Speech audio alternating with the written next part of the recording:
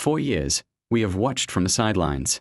We have seen Samsung iterate, we have seen Google try, and we have seen Chinese manufacturers push the boundaries of physics, yet the most valuable company on earth has remained completely silent. But that silence is about to break, and the leaks we are seeing now aren't just rumors, they are a warning to the entire industry.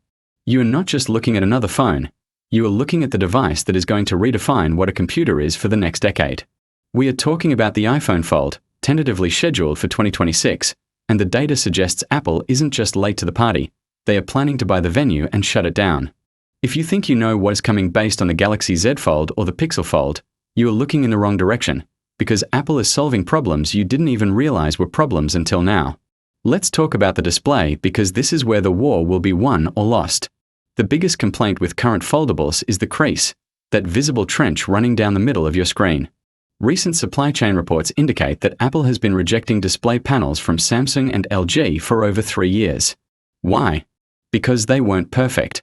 But new patent filings reveal a self-healing material combined with a chemically strengthened ceramic shield that doesn't just fold, it curves. Imagine a piece of paper that bends without creasing. That is the level of immersion we are talking about. We are hearing reports of a hybrid OLED panel that utilizes a thinning process at the hinge area, filled with a refractive polymer that makes the crease optically invisible. When you open this device, it won't look like two screens stitched together. It will look like a single, seamless canvas that defies logic. But hardware is only half the story. The real reason you haven't seen an iPhone Fold yet is iPadOS. Apple has been terrified of cannibalizing its own iPad mini sales, but the 2026 timeline aligns perfectly with a massive shift in their software strategy. We are looking at a device that runs a hybrid operating system. Let's call it Apple OS. When the device is closed, it's the iOS you know and love, optimized for one-handed use with a dynamic island that has evolved into a fully interactive control center. But the moment you unfold it, the software transforms. This isn't just stretching icons to fit a square, this is a desktop-class experience.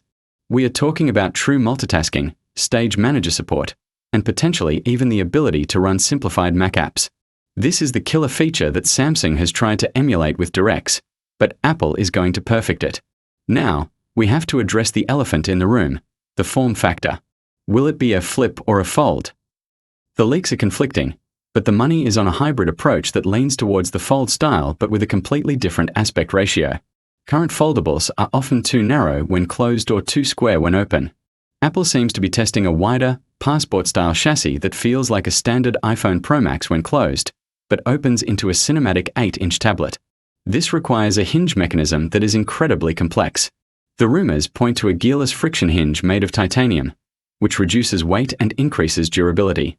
This phone needs to survive drops, dust, and thousands of folds, and Apple is reportedly testing a drop lock mechanism that snaps the hinge shut faster than gravity can pull it open if it detects a fall. Let's talk about the price, because this is going to hurt.